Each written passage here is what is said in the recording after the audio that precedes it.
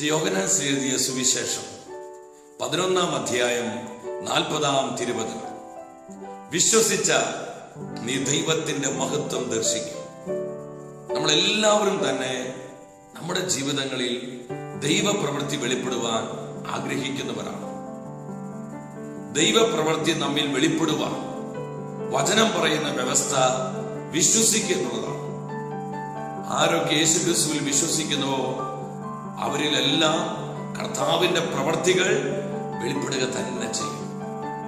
അപ്പോസ്തലന്മാർ പ്രാർത്ഥിച്ചതുപോലെ നമുക്കും പ്രാർത്ഥിക്കാം. ഞങ്ങൾ അവിശ്വാസം പരിഹരിച്ച് വിശ്വാസം വർദ്ധിപ്പിക്കണമേ. പുണ്യകർത്താവേ, അവിടുത്തെ പരിശുദ്ധമായ നാമത്തിൽ ഞങ്ങൾ പ്രാർത്ഥിക്കുകയാണ്. ഞങ്ങളുടെ വിശ്വാസത്തെ വർദ്ധിപ്പിക്കണമേ.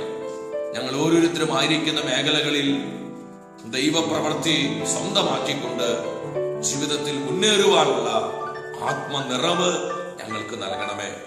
പിതാവേ നന്ദി, യേശുവേ നന്ദി, പരിശുദ്ധാത്മാവേ നന്ദി. ഈ വചനത്താൽ നമ്മെ ഓരോരുത്തരെയും കർത്താവ് സമൃദ്ധമായി അനുഗ്രഹിക്കട്ടെ.